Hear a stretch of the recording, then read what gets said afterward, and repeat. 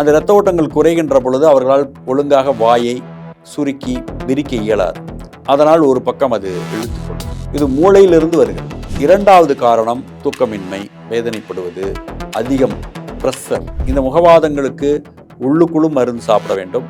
அவர்களுக்கு காதில் மருந்தை செலுத்த வேண்டும். அப்படி 6 வாரங்கள் அவர்கள் விடும் பொழுது அவைகளும் சரியாகும்.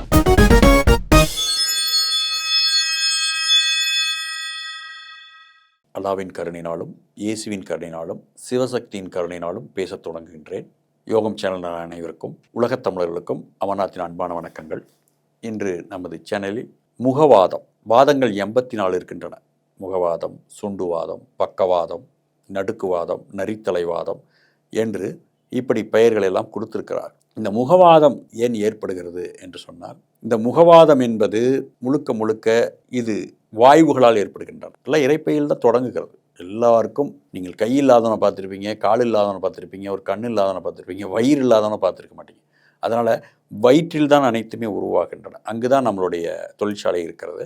அந்த கழிவுகள் ஒழுங்காக வெளியேறாமல் அதிலிருந்து வாயுகள் புறப்பட்டு அது கழுத்து பகுதிக்கு சென்று, பிறகு மூளை மண்டலத்துக்கு சென்று, பல்லுக்குள் இறங்கி, பிறகு வாயின் பகுதி உதட்டுக்குள் இருக்கக்கூடிய நரம்புகளிலே போய் சென்று, அங்கு ஒரு பித்த வாயு என்று சொல்லுவோம், வாயுவோடும் சென்று அங்கே அதிகமாக தாக்குகின்ற பொழுது அங்கே இருக்கிற மெல்லிய நரம்புகள் அடைப்பு ஏற்பட்டுவிடும்.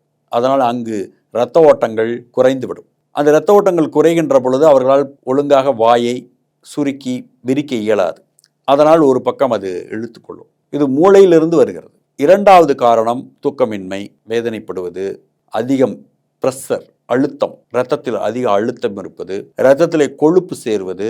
அதன் காரணமாக இரத்தம் எங்கெல்லாம் தடைபடுகிறதோ அங்கெல்லாம் நோய் வரும். ஒரு வேருக்கு ஒழுங்காக தண்ணீர் சென்றால் அந்த செடி நன்றாக செழித்து வளரும். இல்லை என்றால் அது வாடி விடுவதைப் போலதான் இந்த உடம்பினுடைய அமைப்பை படைக்கப்பட்டிருக்கிறது. அதனால் அப்படிப்பட்ட முகவாதங்களுக்கு நிரந்தர தீர்வு இருக்கிறது. இந்த முகவாதங்களுக்கு உள்ளுக்குள்ளும் மருந்து சாப்பிட வேண்டும். அவர்களுக்கு காதில் மருந்தை செலுத்த வேண்டும். நேரடியாக மூளைக்கு மருந்தை நம்ம கொடுக்க முடியாது. காதுக்கும் மூளைக்கும் ஒரு சம்பந்தம் இருக்கிறது.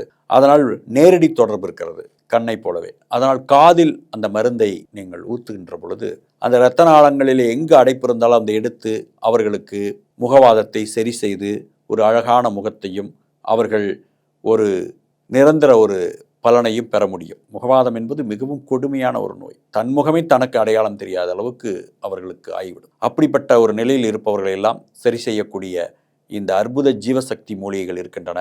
அவைகள் காதிலே நசியம் விடுகின்ற பொழுது வாரம் ஒரு முறை, அப்படி 6 வாரங்கள் அவர்கள் விடும் பொழுது அந்த முகவாதங்கள் சரி செய்து அவர்களுடைய முகவாதம், சில பேர் கழுத்து ஆடிக்கொண்டே இருக்கும், அதுக்கு பேர் நடுக்குவாதம் என்று பெயர், அவைகளும் சரியாகிவிடும். எல்லாம் மூளையில் ஏற்படக்கூடிய இரத்த அடைப்புகள் தான்.